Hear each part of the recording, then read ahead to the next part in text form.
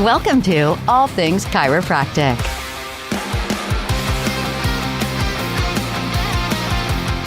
Welcome to another episode of All Things Chiropractic. I'm Paul Andrews. And I'm Dr. Mark Davini. And we have a special guest today. Very special, from very far away. Yes. And I love our accent already. It's wonderful. I love that New Zealand accent. It's very charming, Doc. So, Dr. Heidi Haavik, we always ask, the first question is, give us your 2-minute bio of someone who doesn't know you. I think there's about four people. Yeah. There might be a few. Right. Thanks, Mark and Paul, for having me. This is really exciting. I have a bit of an odd accent because I'm part Norwegian, part Kiwi, New Zealander. And I lived in England as a little girl, so I've got a bit of a weird mixture. No one can really place my particular accent. I am a chiropractor, but I also went on and did a PhD in human neurophysiology, and I've spent the last 25 years of my life studying why the spine is so important for your health and your well-being and your function. And it's been an incredible journey because we've discovered so much over these last 25 years. So we much better understand now what a subluxation is, what specifically happens in the brain and body when you adjust subluxations. And I've just enjoyed traveling the world and sharing this knowledge all around the world to not just chiropractors, but, I'll speak with anyone. I don't really care. Neurosurgeons, doctors, physios, the public. Yeah, just change the level of language somewhat, but it's exactly the same story. Very, very fascinating. So I'm very happy to be here. Thank you. Thank you for being here. Yeah. I have to say, because you mentioned Norway, they really rocked it at the Olympics, the Winter Olympics. Yes. Top of the medal They count. always do. They Yeah. always do. I mean, we crazy Norwegians, we just about ski before we walk, and it's insane. I mean, as a kid, I even skied to school and I had our skates over our shoulders because they hosed down the soccer pitch and, we skated in the breaks. Just mental stuff, eh? Now I look, so no wonder they did. Yeah. You did the downhill just to go to school. Right? Yeah. Well, that was cross country, but there's mountains everywhere. So just, 5-minute drive and we've got a downhill ski slope. And so to me, that was just normal. That's how you grow up. And that's cool, though. That's very cool. Yeah. I'm going to start off with one simple question, because I think what you said just a minute ago about the subluxation, and maybe if you could just spend a couple seconds on relieving the fear that some of these doctors who are graduating from wherever are having when they use the word subluxation. They'll actually have like a panic over the concept of using the word subluxation. Really? Why? Oh, because the schools, we have schools here that teach you're not allowed to even use the word. Oh, see, I find that really sad. Thank you. See, I grew up bilingual, right? So to me, a word's just a word. It's the concepts that matter. So my dad's Norwegian, my mum's a Kiwi, so I'd speak English to mum and Norwegian to dad, and it sort of merged into, every second word, but depending who I was speaking to. So to me, the words themselves have never mattered. It's the concepts that have mattered the most to me. So again, I had no bias, even though my dad's a medical doctor, and supposedly there's, all of this. He didn't disown you when you became a chiropractor? And bless him. Guess what he said to me when I came happily and told him as a 20-year-old I'm going to be a chiropractor? He goes, "Oh, Heidi, that's wonderful. They do a lot of good for a lot of people." That was his response. Nice. So I had no idea again, and maybe it's because I was so naive. To me, it was no problem even studying it when I was doing my PhD, right? Because in New Zealand, again, there's less infighting. So for us, it's perfectly okay to talk about the concept of the subluxation, and my role has been literally uncovering the neuroscience behind it, and it's really fascinating. It's a subtle difference to what the original theories were, but it's remarkable how close it is too. That really gets me. I'm sitting there going, putting all those big words to the safety pin cycle, right? Yeah. Yeah, and what are the 3 reasons that causes subluxation? Trauma, toxins, thought. Well, guess what we found in the research literature, according to this model, is physical injury, emotional injury, like going into fight and flight, or local inflammation. Traumas, toxins, and thoughts. It's far out, Far out, yeah. Yeah.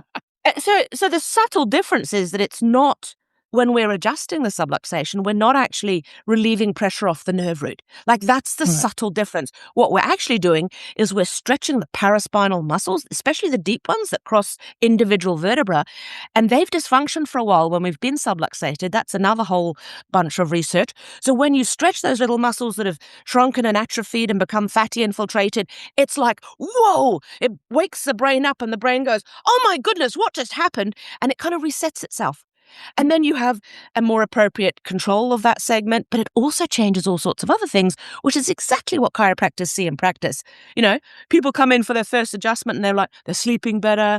They can go off their blood pressure medication, or their baby's colic has changed, or, the big toe that they never told you about, or the tinnitus in their ears that, again, I'm like, what tinnitus? You didn't even say anything about the tinnitus. Because you can't help that. Exactly. And so I'm just so passionate about connecting the dots for the patients out there, and the chiros for that matter, especially chiros that don't even dare use the term. Crikey, that's our legacy. This is Can I ask you, Thank doctor? you. Can I ask you. you? Do you? Yeah. You've been in the game for a long time now. Yeah. Do you find chiropractors better or not as good about explaining what chiropractic is to their patients? Oh, they're absolutely crap at it most of the time. Yeah, but only because we haven't had solid scientific facts, I feel. Okay. And of course, I'm entitled to that opinion, right? But so I think they kind of skirt around it and avoid it. And I think because they have some fear around it, it comes across. Whereas that's what I'm hoping that we can change through the science, because the science actually, joins beautifully with the old philosophies. There's just a couple of tweaks here and there. And so I think that can give us a lot more confidence, and then we should be able to explain chiropractic care in a much better way. Hey, throw out a little fun fact in there too. My great-grandfather on my mother's side was actually one of the first 1,000 chiropractors ever to graduate from Palmer College in 1924 in BJ's No days. way. Oh my God. Yes, way. That's Jeez. amazing. Wow. Geez, boy, you how missed cool that is one. that? She just threw one right across the home plate and you let it go. Listen, she's a guest. I'm not going to say anything about age. What are you talking No, I was about? gonna. He always gives me a hard time Yeah, about my age, and I do. I would have expected him to say, "Oh, what was it like graduating then?" Oh, yeah. I Thanks, should have Mark, asked Mark. Did you know her? So let me say this though. Now that we've kind of said the whole subluxation thing Well, and hold the on. whole I have to debate about ask. I using have it to ask. is Did she gone. know Harvey Lillard? Like, how long? How much older was that? I'm not Hey, the my chiropractor here. great-grandfather. My Oh, great-grandfather. not you. Your great grandfather. That's what I'm asking. Like, Well, I don't actually know because, of course, he's dead, and yeah. But he when was actually Harvey died. Lillard? When was that whole story? What year was that? That was 1895. Dee, yeah, So that 1895. could 1895. Yeah, I guess and that this would have was 1924, and that's that's the 30 reason something I was years. actually born in New Zealand, because this great-grandfather of mine Yeah. and his wife and my grandfather all died in a car accident, and my grandmother was never meant to walk again, blah, blah, blah, and of course she, with Yeah. chiropractic care, was absolutely fantastic and walked her dog and drove a little red Mercedes until she was 93. But that's why we ended up in New Zealand. So that's why I'm actually born in New Zealand, even though I grew up in Norway. But yeah, weird. Did you know he was a chiropractor before you decided to be a chiropractor? Yes, Paul, but I didn't really know what chiropractic was. So I grew up in Norway in the medical model, but my mother had all of these weird ideas, which of course I just thought were normal ideas, all about, healthy eating, healthy living. She would make everything from scratch. We used to take supplements as a kid in little egg cups, Yeah. And to me, all of this was normal, but of course it's come through her chiropractic side. And we would go and visit my family in New Zealand, and then we'd always get adjusted. But my uncles in Norway, my dad's family, I had a physiotherapist. So I kind of thought chiropractic was this glorified physiotherapist type thing.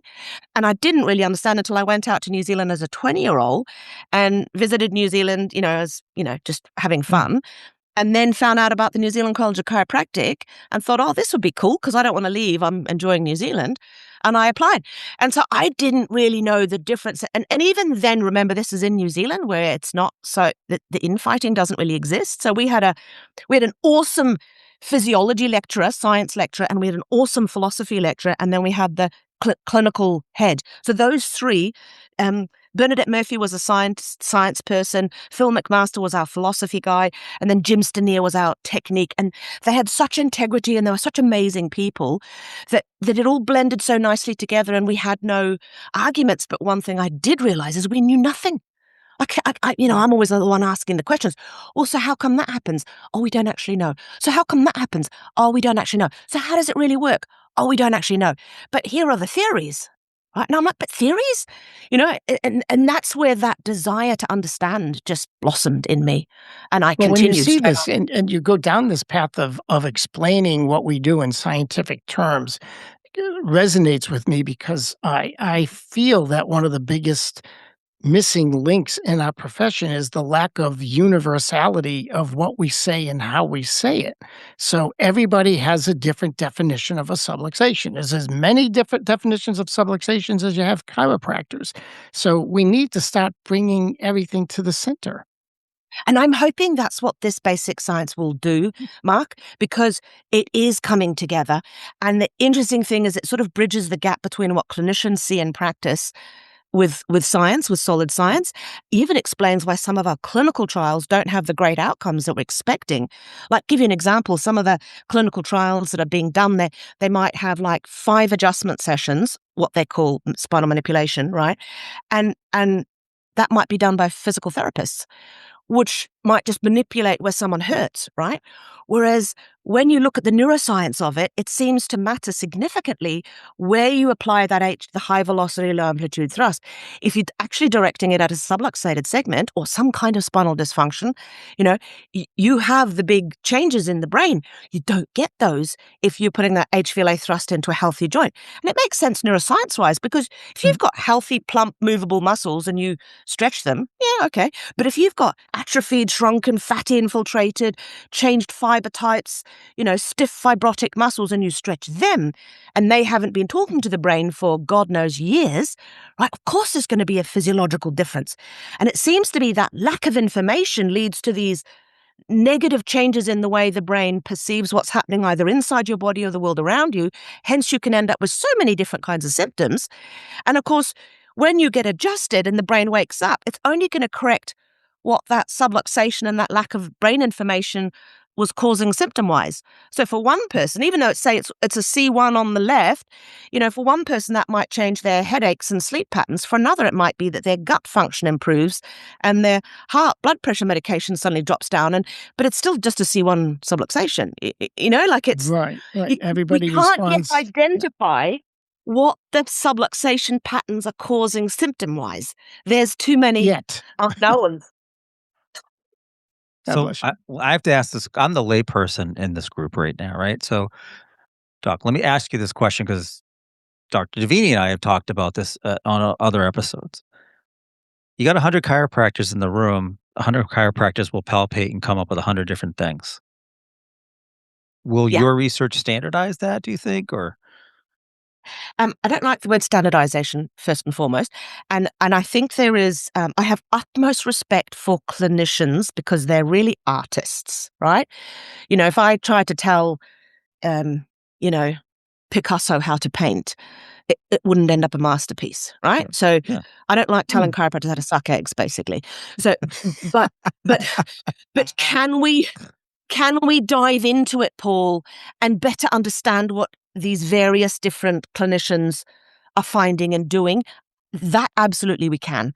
And what we might find is that different approaches or techniques actually activate slightly different tissues and have a slightly different response. But what's really interesting, Paul, is we've done some clinical trials again where we've had multiple different chiropractors, doing vastly different kind of techniques, anything from drop table to activator technique to diversified or Gonstead, right? Very, very different.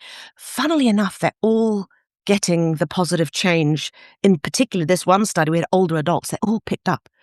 So it's almost like I think once we get our students to a certain level, they'll accidentally get people better, which, but as they fine tune it and hone their skills and their expertise and their communication and their intent, we're even going right into, I'm going to hopefully blow your mind here, Paul, I actually think physiologically we can actually change someone else's physiology with our mind or our energy. I'm not quite sure if that's mirror neurons or what it is, but we're even starting to record brain waves from both the doctor and the patient at the same time. Because I think this is where technique masters are going to come out and shine, is I think we have this ability to tune into each other. Like this is called hyperscanning in the neuroscience literature, and they've shown things like if a mama plays with her newborn baby, baby's brain synchronizes with mum's brain. And I think there might be something like that going on. So this isn't just about forces into a spine, it's about how you connect with that human being, how you tune into their physiology, and I think even like right down to your intent matters, which is why you've got to break all of this apart. And this is where you've got these different, artists, I mean, I can see Mark's just about jumping on his seat here wanting to say something. I mean, it was, I mean, I get excited with you, so excuse my enthusiasm, but it's exactly what a lot of, I'm going to say more contemporary chiropractors need to hear, that this is not so mechanistic that you just do this and everything works, that there is a vibrational component to what we do, and that healer type of mindset, if you want to use older terms. But one way or another, we are not just technicians. No. And I mean, that's one of the things, again, that New Zealand does so well. Like the college, the association, the board, we all speak to each other. We don't bitch about each other. We actually have an agreement that if something's a bit off, you pick up the phone and you speak to each other. But anyway, that's this interconnectedness. But also we have this respect for the art, the science, and the philosophy.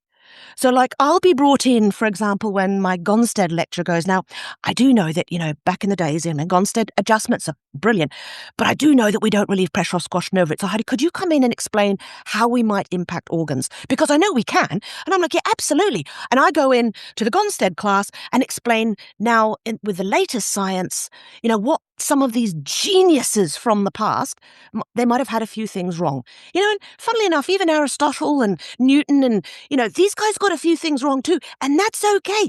Doesn't mean we need to hide them in the closet, and we have our own. Like it's unreal what Didi and BJ and Gonstead, some of these massive people came with. We actually have less of these contemporary gurus, but we have some. Yeah. And I like to study them if I can, I rope them into an experiment because there's something they do, not that we can explain it all. So it's that interaction, and it's not just a HVLA force or manipulation into a particular segment. Yeah, it's not. Right. There's the whole interaction. There's the biopsychosocial interactions that take place, but there's also something very unique with that thrust at a subluxated segment. I don't like to move away from it either, Yeah, we see that in our group. We're in contact with literally hundreds and hundreds of people a month. And there's definitely a pattern going on where it's becoming less, the doctors are starting to feel like they have less impact on, we'll say, the world.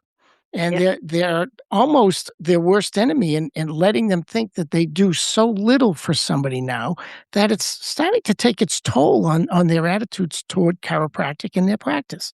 I see that a lot, Mark, when I'm around giving talks to chiropractors. Like you would not believe how many, in particular, older chiropractors almost come up, crying after a talk and going like, you've given me back the understanding of the power of the adjustment and what it is I do. And I'm kind of hoping that as a profession, we can at least band around this thing about the spine. And that's our core thing. I don't mind. You can have whatever scope you want. I really don't care. But if we can at least agree on that the main thing that we're very, very good at is improving the function of the spine. And I'm even into different techniques. That doesn't worry me either. So long as that's our core function, that we're improving that spinal function through whatever techniques we use, which usually involves some, HVLA thrusts at dysfunctional segments or subluxations. And then that's a way we can unite about what's uniquely us, and it's totally cool if you can also, do minor surgery. I don't care. But, if you've got the qualifications and you might be in an area where people don't have anything else, of course, you go for it. Right. But just this is our core thing. And that's why it's so easy for me to speak to other professions as well. Like, I mean, my uncle's a physiotherapist and we have great conversations. They're all excited about how we could start the studies together where we can activate these core muscles and the feed-forward activation of different muscles. And we could do that in these stroke populations. And I'm like, yeah, we can. We've even done 3 or 4, 5 studies now in stroke victims, survivors, stroke survivors, that shows not only do we make their brain able to contract that muscle that they've lost the function of, partially, improve that. But we even see that their functional activities of daily living has a significant improvement above physiotherapy. So physiotherapy alone has a clinically meaningful improvement, but you add chiropractic and it is another clinically meaningful improvement beyond that. So there's no problem to have these interdisciplinary conversations, because to me, this is our core. Some of us, great at all kinds of other things, but this is the core that makes us unique, and it actually seems to make all other things function better. So I quite like to position chiropractic as like the foundation that the pillars of health stand on. Like, for example, like breaking it down real simple, if we're adjusting and enabling the brain to more accurately perceive what's going on, it should be able to digest food better. Right? Because it's more accurately aware of what's going on. You should be able to hear better, see better, integrate what's going on around you, inside you better, move your arms and legs in a more appropriate fashion. Like even people that go to the gym all the time, yeah, it's great. But if you're going to the gym and you're really subluxated, you could be causing a whole lot of micro traumas because you might be sending the wrong messages, because oddly enough, our arms and legs attach to the spine, either directly or indirectly. And Tell again, an insurance company that for me, would you? I know. The brain can't send the right messages to your arms and legs about how to contract their muscles if it's not aware of where your core is. I mean, it's like, duh. But, and most public have no problem understanding this if you actually speak to them in these sort of, these terms. Is it making sense? It's the It's duh the that the universally is missing.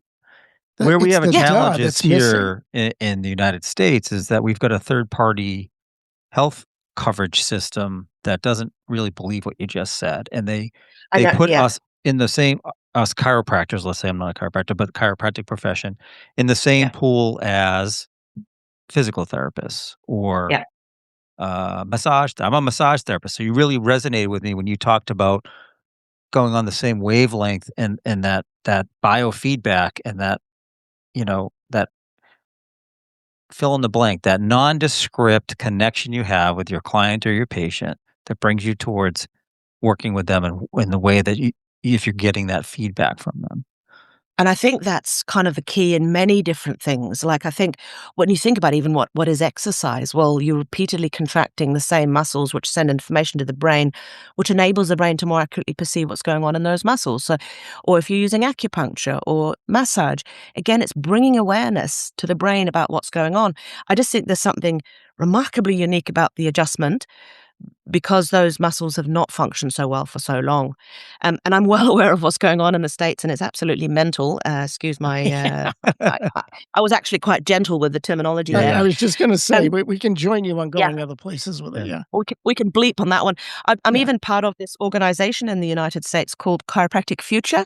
So we've put together a strategic plan. We all donate our time, amazing group of chiros and non-chiros, and working towards changing these things, Paul, because we have to come together as a group and do that. It's not something. So again, if there's chiros out there that would like to see this happen in the future, please check out that chiropracticfuture.org, I think is the website.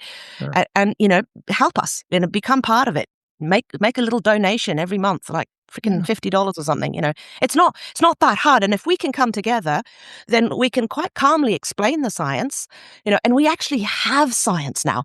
Like up until the last 25 years, we didn't have scientifically supported, biologically plausible mechanisms to explain how our adjustments work. We do now. Not only that, we've got the capacity, like we're doing a study showing that the brain is sending different messages to, say, our arm muscles during a muscle test. And I'm sure there's chiropractors out there that use the muscle test in practice, and that's just been looked at as airy-fairy bullshit. And I'm like, no, I've practiced that way myself. And again, I didn't have all these biases. So I was like, well, what do you mean? I'm an AK practitioner. What are you talking about? What? And then we're now exploring it with really solid neuroscience. I mean, I'm only in the room to provide the adjustment. It's these incredibly smart bioengineers that are collecting all the data and decomposing the motor units into individual motor units from the EMG, and can tell me now with solid data that no, when you're muscle testing and you're doing a challenge or a therapy localization, for example, I'm just saying as an example that patient's touching a subluxated segment, or the chiropractor is, the brain changes its control of that muscle. This isn't something we're making up. And the better we can look into these different techniques, to me, like I won't knock any techniques anymore, nothing, because to me it's just something that we haven't scientifically explored yet. But we are our own biggest problem too, Paul, because we do not fund research. Like, Right. we do not put money into research. Where are we getting our research dollars from? Yeah.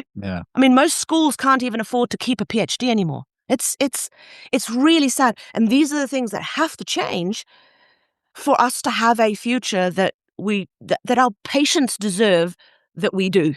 Like, we got to sort our own shit out so that our patients get access to this.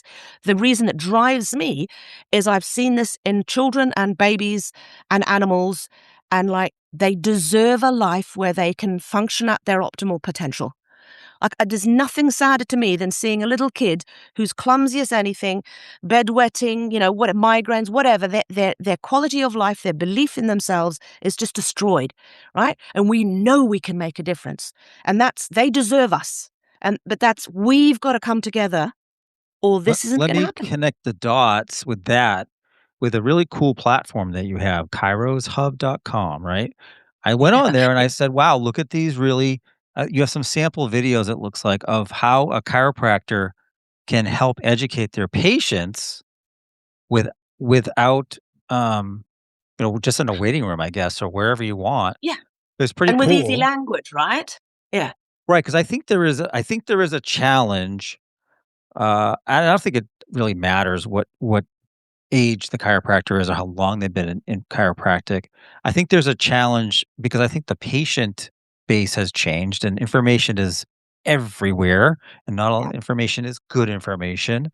And No. so I enjoyed looking at the Kairos Hub website that you have, because I'm like, look at how cool this is, and a really easy way to digest as a layperson. I'm not a chiropractor, right? I've been around them long enough, but you know. I built this, Paul, because I was realizing that, when you do a PhD, you spent 5 years learning a language that most people don't understand, right? And it took me a while when I was teaching the students at the New Zealand College of Chiropractic about this science, that they weren't understanding me. And I saw that in my course evaluations. I cried sometimes. It was so bad. So I just kept trying to improve and improve. So I've built an entire library now, Paul, for chiropractors to learn the science, because many chiropractors don't even know their own science. They don't know that what's been done in the last 25 years. So and it's not just our research. We've sort of translated the science from other research areas as well. But then I figured out that the students understood me because I assessed them properly, but they still couldn't communicate it in the chiropractic center with their patients. So I'm like, I've got to give them the lay language. I've got to provide them with the next level as well. And again, that's why we built that Kairos Hub. So in our memberships on Kairos Hub, you get basically access to this huge library. People say it feels like I'm drinking from a fire hose. I realize Right. that. Yeah. But it's very valuable, because once you start digesting it and get into it, there's classes there for you chiropractors that have the physiology and the, understanding of science that are, so not just at lay language. And then there's all the Kairos Hub resources, which is for patients, so that you've got both there. So if one of the videos, and you don't know the science behind it, but you'd like to be able to, you can go and see the corresponding class there. But we've put it out now in many different topics, again, anything from what's the science on, but it's all, what does the evidence tell us? And then I've translated that into lay language to make that easy for chiropractors to share with their patients. We've even gone so far now, because I've realized too, Mark, that funnily enough, chiropractors don't want to do anything. They're already too busy, and turns out. So we've created a bronze level now, and at least let me share the science with your patients. You don't have to do anything. You don't have to learn Right. anything. And that's that lowest level of membership where you get a QR code, okay? So All you need to if we do were to is Yeah. Showing the QR code to your Yeah. patients, and they can access this But information. if we were to ask you, because we could do this for about the next 40 hours, but if we were to ask you, like, what would you say to a chiropractor that would transmit at least broadly what you've been saying for the last 30 minutes or so? I'd say own your science. So, like, there is a large body of science there. Own your science. And when you start digesting the science, I think you'll also look after yourself better, because I think a lot of chiropractors are very burnt out.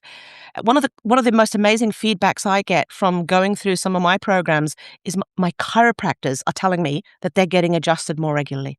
Like, that is gold, because if that's what the science is telling them, that's exactly what it's telling the patients. And I do the same thing. I pay for my care. I pay for my husband's care, my 2 adult kids, and my staff. Like that is the whole research team.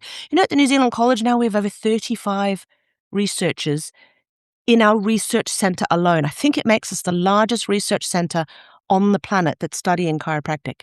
Awesome. So yeah, I'd say Yes. own your science and look after your own spine, because it wouldn't surprise me if you're not actually doing that well enough, because that will enable your brain to function at its optimal potential, which means you can make better choices and just function better. I am shocked at how It's many on the right chiropractors trajectory. don't get adjusted regularly. Isn't that a It's travesty? staggering. It's unbelievable. It's Yeah. unbelievable. Yet they tell their patients how important it is to be regular. Yeah, but I I don't get don't it. think they understand it. They don't. No, Yeah. that shows Yeah. a complete lack of understanding in my mind, truly. Hence, own your science, guys. Yeah, Right. it's there now, There you and go. it fits so That's the well with line. philosophy. Hence neuroscience. I Yes, love it. 100%, Mark. On a 100%. different note, when I someone love hears it. your accent, how many times do they ask you about Lord of the Rings? All the time. Yeah, all the time. And Hobbiton, Yeah. there is a place called Hobbiton. So yeah, it's Peter Jackson did an Beautiful country. incredible thing there for us. Yeah. Have you Beautiful actually country. taken that Lord of the Rings tour that they offer? My kids are absolute fanatics. Are they? So yes, Paul, we've gone through, again, Harry Potter world when Yeah. we go through Orlando. Yeah, so many times. Anyway, and we've gone on these Lord of the Rings tours, and I've been through Hobbiton at least 10 times. Wow. It's just unreal. And But there's so much, because it was filmed all over the place, so that Right. there's some in the South Island, there's some in the North Island. So I probably haven't explored all of it yet, but a lot, yes. And I get my kids, they're like right down to this is what was. I'm like, yeah, okay. Yeah, yes, sure. yes. Yeah. Yeah. Yeah. Moving It's not on, right? chiropractic neuroscience, like, Yeah, right. it's irrelevant information for my brain. Yeah. Right. Right. The hobbits be taller if they got adjusted. Right? Yeah, exactly. So I guess there is something you have coming up that you would like Oh, to I do, mention. yes, Mark, thank you. Yes. Because what I do too is I put together these little masterclasses just to, for chiropractors that aren't necessarily willing to go right into the science and own it all yet, just to get a feel for what we now know. So I've got one coming up, which is so incredible. So I call them masterclasses. They're about 2 hours. Sometimes they end up longer because I stay until all the questions have been addressed. But I've done some on how to explain the new science, how to explain it to healthcare providers, how do we affect organs, and this one coming up now is the connection between chiropractic and the immune system. So I wrote a review in 2021 during COVID, but we've recently done a clinical trial looking at all these different neuroimmune markers. Like an example, one of them is called brain-derived neurotrophic factor. This is like literally, if it increases, your health has gone up. Right? If it decreases, your health has gone down, your brain health. Now, we've shown over how many weeks was it? Can't remember. I'll be telling you properly in the in the actual masterclass coming up. But there's an increase over a period of 12 weeks of care. But there's all these other neuroimmune markers. And then again, I'll go into how do you explain that? It's actually really basic and easy. And this is what scientists are well aware of. So adding in that extra why we would affect the immune system is there. And I'll go through these unbelievable findings from some of our latest neuroimmune. One is published. We've got another one, though, showing the changes in gene expression. So you know how epigenetics works, right? That your environment and what's happening to you changes, turns on some genes, turns off others.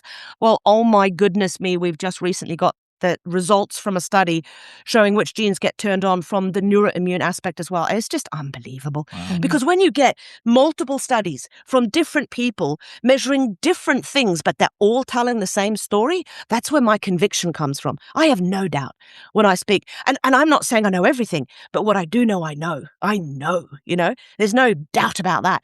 But we're still exploring, all these other ideas that, we could be affecting as well. God, you got to shut me up. I just keep going. We're love it. just grateful to have you in our profession and to let the chiropractors understand they're more than just back doctors, that they actually serve a greater purpose and that their practices serve people in a greater way. Thank you so much for taking the time to do this with us. Absolute pleasure. I'll chat with you guys anytime. Lovely to We meet love you your too, Paul. passion. I'm going to hold you to that. And you're Thank very you. charming, so you could tell me off, and I probably would just thank you because of how you deliver it and your accent. But you realize what words I would use, though, eh? Yeah. Oh, yes. Right. I've been in your lecture. Starts with an F Exactly. and ends with off, Yeah. So, So those that are listening, we'll put links so you can find out more about Dr. Haavik in our YouTube and our social media channels, so you can grab that if you need that and want that and take a look. And we just thank you so much for taking the time. It's been amazing. It's been Absolute an pleasure, education. Paul, Mark. Yeah. Absolute pleasure. Appreciate it all. So that was Dr. Thank Heidi you. Haavik. Thank you so much for listening to another episode of All Things Chiropractic. I'm Paul Andrews. And I'm Dr. Mark Davini. Thank you all. Thanks for listening to All Things Chiropractic. We'd love to hear from you. Visit allthingschiropractic.com with comments, episode ideas, or questions. Or connect with us on Facebook and Instagram at All Things Chiropractic Podcast. Be sure to join Dr. Mark Davini and Paul Andrews next time for another episode of All Things Chiropractic.